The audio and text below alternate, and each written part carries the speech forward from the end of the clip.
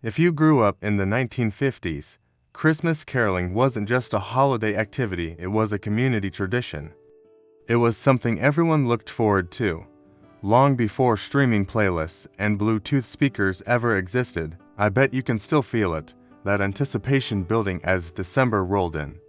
You'd start by bundling up in layers, pulling on those thick mittens, wrapping a wool scarf tight around your neck, and stepping into boots that always squeaked in the freshly fallen snow. Then you'd step out into the crisp, cold December night air with one single, wonderful mission: to bring the sound of Christmas to every single house on the block. Carolers would gather in groups of all kinds. You'd have neighbors meeting up on street corners, church choirs assembling under the lamplight, and entire families joining together. You'd see teenagers trying their best to find the right harmonies, their voices a little shaky but full of spirit.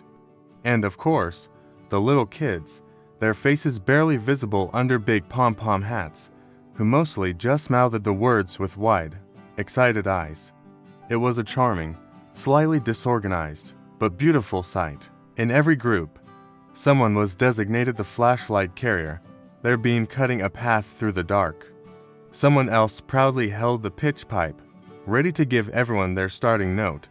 And there was always one kid, usually the youngest, who kept tugging on a parent's sleeve, asking over and over, "Can we sing Frosty next, please?" You'd walk down those quiet suburban streets, glowing softly with Christmas lights.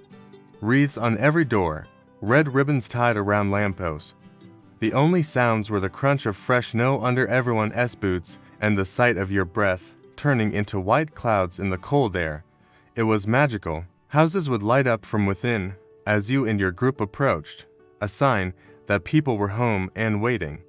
A gentle knock on the door, a moment of shuffling and getting into position, and then the music began, Deck the Halls, with its joyful fall-a-las echoing through the night.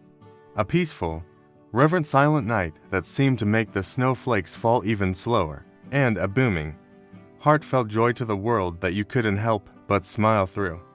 These were songs everyone knew by heart because in the 1950s, you didn't need a screen to remember the lyrics. The words were written on your heart, passed down through generations. It was a shared language of joy that connected everyone on that street, in that town, and the reactions were the best part.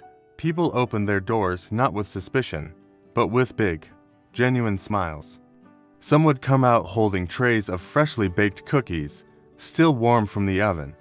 Others would appear with steaming mugs of hot cocoa, a perfect remedy for cold hands and a way to thank the singers. You'd see the kids of the house listening with wide-eyed wonder, completely captivated by the live performance right on their doorstep. You'd see grandparents dabbing their eyes with a handkerchief, moved by the familiar, timeless melodies. And sometimes, if you were lucky, a whole family would join in from their doorway, their voices mixing with yours as the cold night air mingled with the warm, golden light spilling from their home. It was a moment of pure, unscripted connection. Caroling was never about a perfect performance. It wasn't about hitting every note flawlessly or having professional vocal training. It was a gift, a tiny, simple, and incredibly heartfelt gift. It was a way for neighbors to connect, a way to break through the quiet of a winter's night and say, "We're here. We're your community. We remember you. And it's Christmas." It was a reminder that you were all in this together, sharing the same season, the same spirit, under the same snowy sky.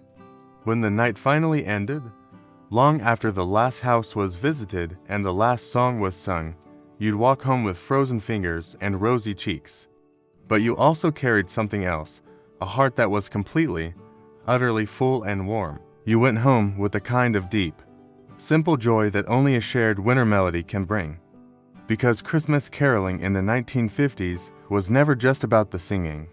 It was about belonging. It was about community.